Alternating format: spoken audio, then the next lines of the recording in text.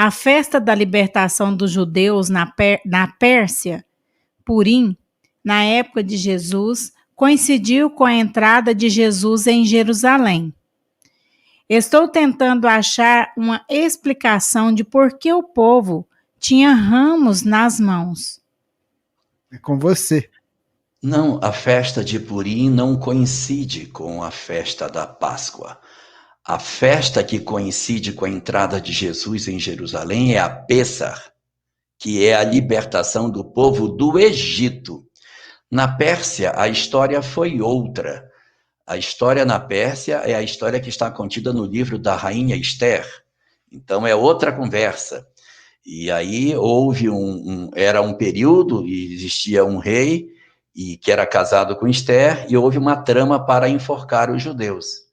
E aí acontece uma história meio comprida, no final a história é revertida, e ao invés das forcas servirem para o enforcamento dos judeus, elas foram servidas para o enforcamento daqueles que estavam conspirando contra eles. Então, a festa de Purim é um sentido de libertação diferente, que não é uma libertação de sair de uma escravidão. O povo hebreu esteve escravo algumas vezes. Esteve escravo no Egito, esteve escravo na Babilônia, os dois fora de casa, e teve depois duas escravizações dentro de casa.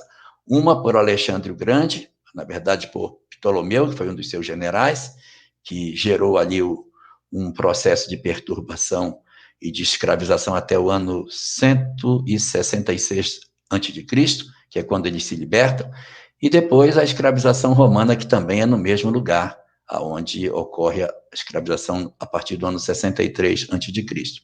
Mas nós, em termos da Pérsia, você está correto, a festa de Purim foi na Pérsia, havia uma perseguição aos judeus, mas não houve uma libertação. A festa de Purim é a festa onde todo mundo, é como se fosse o grande carnaval do período do judaísmo, né? Então, assim, durante o ano, quando chega a festa de Purim ocorre na época de Natal, não é próximo do período da Páscoa. No final do ano, fica até próximo do Natal, o pessoal troca presente, o pessoal pensa trocando presente porque é cristão, não, é porque é judeu. Então, existem essas questões, mas não existia exatamente uma conexão entre a festa de Purim e a chegada de Jesus em Jerusalém, pelo menos até onde eu conheço. Com relação aos ramos, as ramas que o pessoal tira para saudar, era o que tinha na hora. Ele sobe, Jerusalém tem uma rampa bastante inclinada, estreita, com os muros bem altos. Foi por essa rampa que ele teria subido montado naquele jumentinho. E as pessoas estavam na cidade e sabiam, há uma profecia que diz que o Messias entrará em Jerusalém montado num jumento.